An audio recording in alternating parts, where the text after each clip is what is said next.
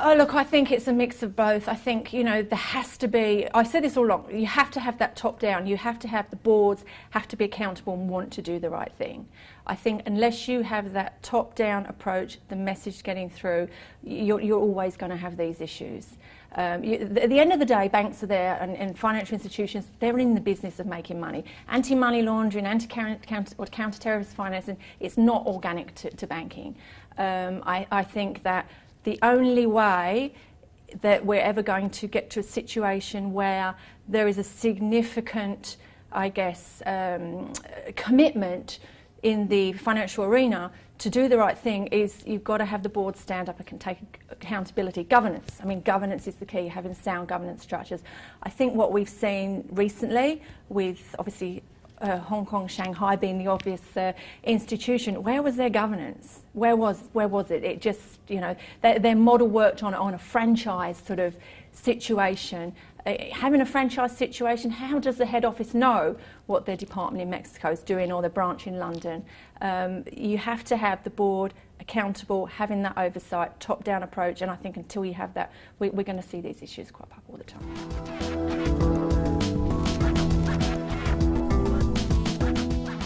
You know, governance, it's that, you know, it's that overarching fundamental practice, if I can use the word practice, that without it, I think companies, whether it's financial institutions, whether it's corporations, you're in trouble. You have to have a structure. You have to have, whether it's your board or whether it's your senior management, they need to have their finger on the pulse. So you know, governance, what is governance? Governance is lots of things. It can be management routines. It can be, you know, MIS reporting. It's your training. It's your signing off. It's really, to me, it's about the people who run an organisation knowing what is going on in an organisation and having the right practices in place so that they can govern. It's simple as that. If you don't have those, you know, those practices or methodologies or disciplines, if you don't have that, if there is no governance, it's almost a bit of a free-for-all, and you know, it creates risk.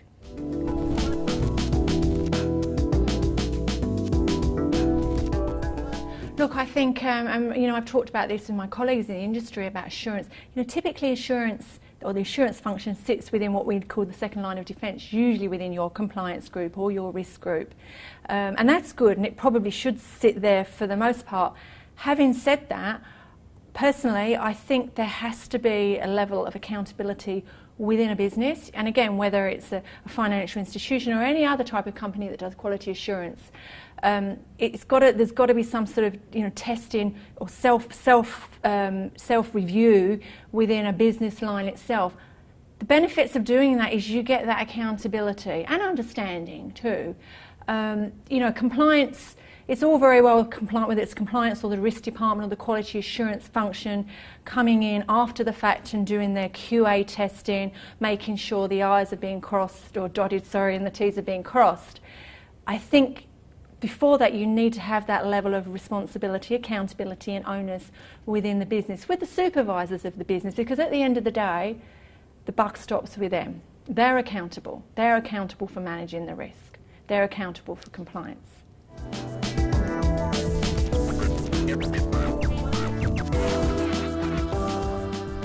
Look, you know, there's the traditional ways, you know, training. Training is obviously, it's fundamental to any compliance program. To be quite frank, to me, the one way to get salespeople or whoever to do the right thing is perhaps you take the approach that you hit them where it hurts somewhat. You know, financial institutions are renowned for the big bonuses, or small in some cases. If perhaps it becomes a KPI, compliance and risk management is a KPI on a salesperson's performance plan, I think perhaps that you might get a lot more buy-in than perhaps you otherwise do, you know, from that message, that tone from the top down. That to me is not an illogical way of perhaps addressing the challenge, shall we say.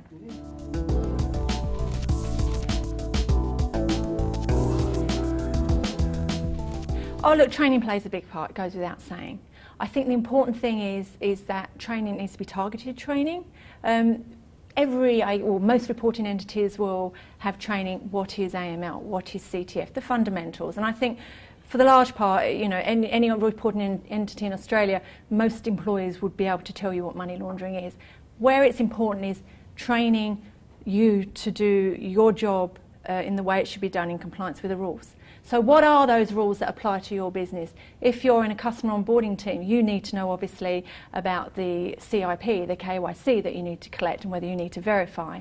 If you're in a monitoring team, you need to know, trends in monitoring. If you're customer facing, again, it's all about knowing your customer. So I think it's very, very important that the training that's rolled out is not a tick the box exercise. It has to be appropriate for the particular person, the particular department, the particular role. I think there's also different types of training. Institutions I've worked with in the past, there's been obviously the technology training, online training. Typically though, that's generic. Classroom training is always, I think, my personal preference in a way, because you get that interaction, you get that ability to get dialogue going, and often when you have that dialogue, the message, I guess, stays with the students or the participants, as in the AML CTF diploma is a very good example of that. But there are other forms of training. For example, posters around the place, screensavers. There's all sorts of ways to train and communicate and educate. It doesn't just have to be sitting, at a computer doing an e-learning course, or sitting in a training room listening to, somebody like me talking to the tune of slides. There's all different ways of learning, I guess, is my point. But I think back to my original, I guess, focus was it has to be the right level of training, and it has to be across the board. And when I say across the board, that includes the board.